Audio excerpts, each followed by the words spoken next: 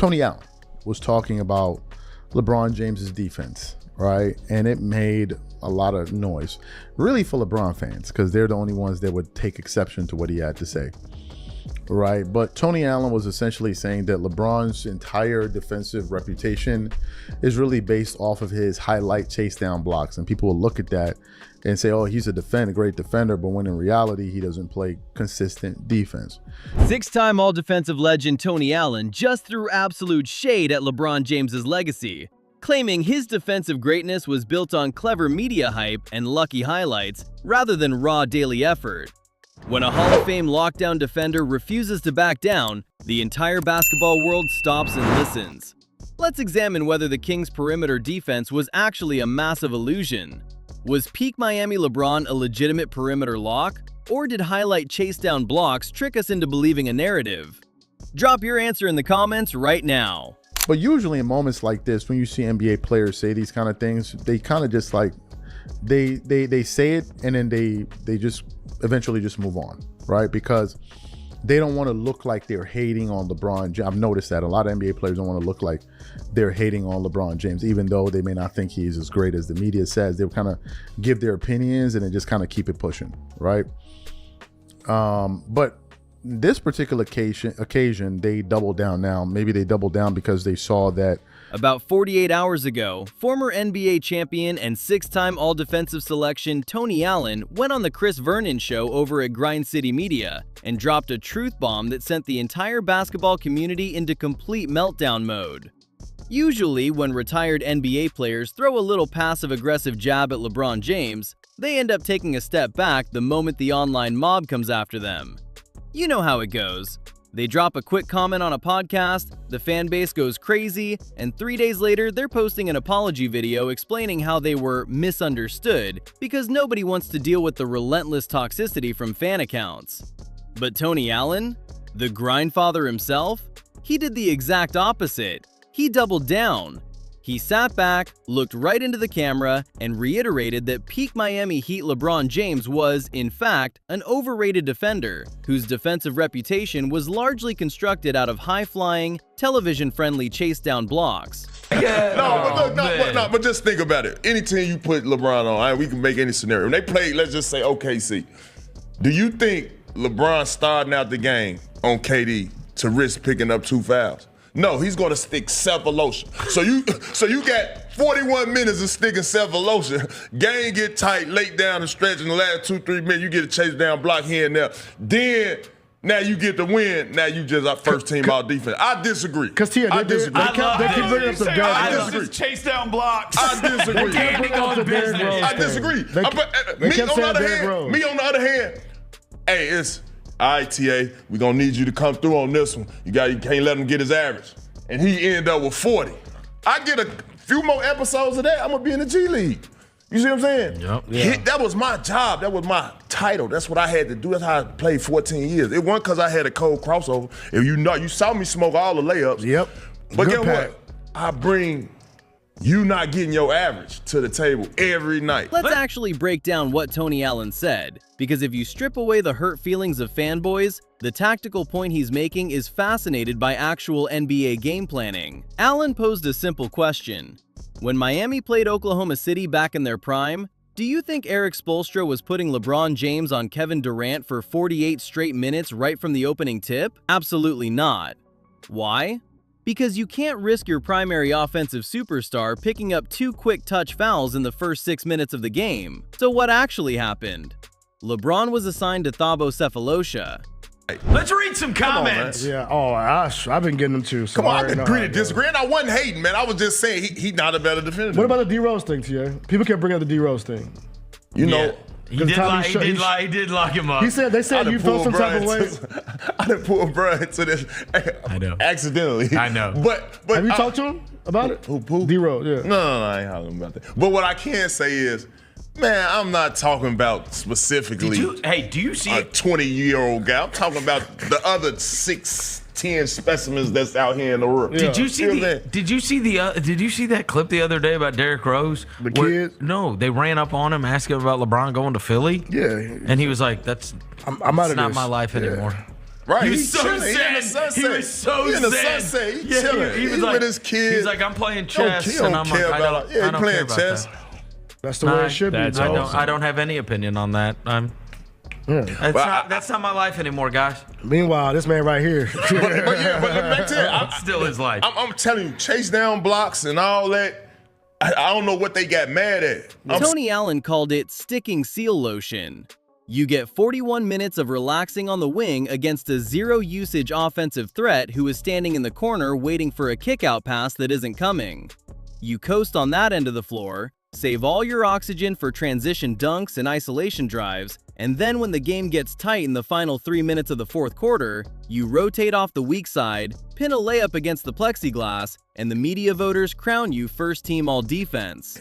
We know LeBron James for 40,000 points and them chase down blocks, Kill. Just wait, LeBron gonna have a highlight this year. He gonna tag you in it.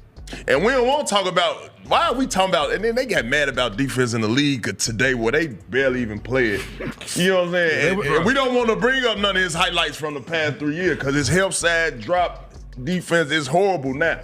You feel what I'm saying? Now imagine me, when I'm coming in on the end of my career, I got to do this all the way until whatever year I'm gone. You see what I'm saying? He ain't got to do that. So I'm just surprised, why did they put him in front of me? There's some of these other ones, right? That, like, you know, there's some of y'all value highlight blocks more than 48 minutes of defense. I'll take Tony Allen's opinion on defense over 99% of this. That is Tony Allen's argument in a nutshell. And before people call Allen a hater, let's talk about who is delivering this message. Tony Allen played 14 seasons in the National Basketball Association without a jumper, without a crossover, and without the ability to consistently finish a basic uncontested breakaway layup. He will tell you that himself. He made a multi-million-dollar career out of one single job, picking up the opposing team's absolute deadliest scorer at full court and preventing them from reaching their season average. As Allen pointed out, if he let a guy go off for 40 points, he wasn't getting featured on First Take the next morning. He was getting shipped down to the G League. That was the brutal reality for pure defensive specialists. When you look at the statistical evidence from those celebrated Miami Heat seasons between 2011 and 2013, Allen's critique actually holds a substantial amount of water. Let's look at the 2012-13 NBA season, the year LeBron fans constantly bring up as the holy grail of his defensive prowess, where he finished second in Defensive Player of the Year voting behind Marc Gasol. During that campaign, the Miami Heat ran an ultra-aggressive blitzing scheme designed by Eric Spoelstra. They trapped pick and rolls hard, scrambled out to the shooters, and used their length to disrupt passing lanes. LeBron was magnificent in that system, averaging 1.7 steals and 0.9 blocks per game. But he was acting as a roaming free safety, not an island point of attack stopper. Who was taking the tough, grinding perimeter matchups every single night to allow LeBron to roam? Shane Battier and Mario Chalmers. Look at the 2012 NBA Finals against the Oklahoma City Thunder. Kevin Durant averaged 30.6 points per game on an absurd 54.8% shooting from the field across that 5-game series. LeBron didn't shut KD down. Shane Battier absorbed the initial physical toll on almost every single half-court possession, so LeBron didn't collect early fouls. When LeBron did switch on to KD late in fourth quarters, he used his size effectively, but the narrative that LeBron was locking down peak Kevin Durant for entire series is complete fantasy. And then there's the famous Derrick Rose argument that always gets dragged into this conversation.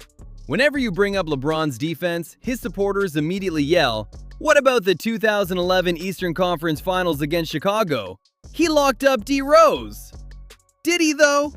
Or did the Miami Heat build a wall of 3 defenders at the top of the key every time Derrick Rose touched the ball? In that 2011 series, Rose was forced to shoot a miserable 35.0% from the field and 23.3% from three-point range. But that was the result of a scheme where Luol Deng had no secondary scoring help, and Miami collapsed all 5 defenders inside the paint whenever Rose drove. Single coverage tracking data shows LeBron only guarded Rose on late clock possessions in the fourth quarter. Giving LeBron 100% of the credit for stopping an entire offense is standard media revisionism.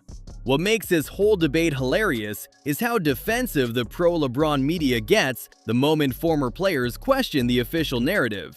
For years, these same analysts have spent countless hours picking apart past legends. Remember when media talking heads tried to claim Michael Jordan couldn't go to his left? Remember when an ESPN analyst tried to argue that Michael Jordan's 1987-88 Defensive Player of the Year award was illegitimate because home court stat keepers were giving him fake steals? People sat down and swallowed that without batting an eye.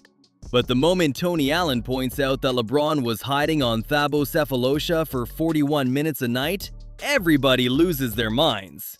Let's address some of the wild comments floating around social media trying to drag Kobe Bryant and Michael Jordan into this to cover for LeBron. I saw one comment online saying, MJ and Kobe didn't guard the best players either. Scottie Pippen, Ron Harper, Dennis Rodman, Ron Artest, Lamar Odom. Wait, Lamar Odom? Since when was Lamar Odom guarding elite perimeter wings in the NBA Finals? People are literally pulling names out of a hat and making up fairy tales as they go along because they don't know basketball history outside of LeBron's career. Let's set the record straight on Kobe Bryant.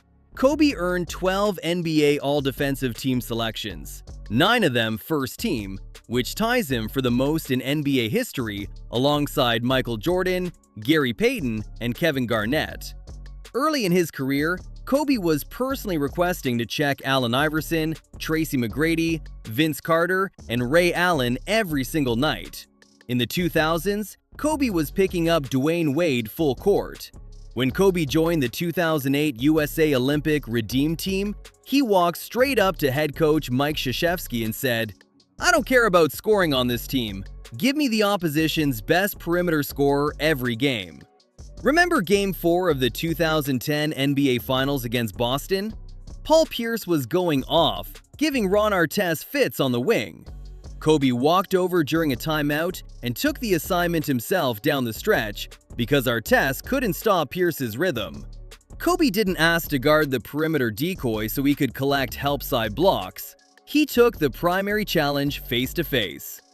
And as for Michael Jordan, Jordan led the entire NBA in steals 3 separate times, 1988, 1990, and 1993. In 1988, when Jordan won Defensive Player of the Year, he averaged 3.1 steals and 1.6 blocks per game as a 6' 6" shooting guard, while simultaneously carrying a 35-point offensive load and playing 82 games. Jordan and Scottie Pippen operated as a terrifying, dual-headed perimeter press that destroyed opposing backcourts. Jordan wasn't chilling on the weak side waiting for Thabo Cephalosha to spot up. He was full court picking up point guards. Tony Allen also highlighted something that every objective basketball viewer sees right now: LeBron's current defense. Allen explicitly said, "We don't want to bring up none of his highlights from the past 3 years because his help side drop defense is horrible now." Over the last few seasons in Los Angeles, we have all watched LeBron routinely give up on backdoor cuts, walk back in transition while opposing teams score 5-on-4 fast break points, and stand in the paint pointing fingers at teammates when a rotation gets blown. Is he over 39 years old? Yes, absolutely. It makes complete tactical sense for an aging veteran to save his energy for offense. But you cannot demand to be ranked as one of the greatest perimeter defenders in NBA history while simultaneously taking entire defensive quarters off. At the end of the day, Tony Allen isn't hating. He's coming from the authentic perspective of a warrior who had to scratch and claw for every minute of playing time by guarding the hardest assignments in the league. You can acknowledge that LeBron James is an all-time great basketball player while still admitting that his defensive reputation was heavily padded by flashiness over substance. Highlights look great on social media, but real defense is 48 minutes of unglamorous, brutal work.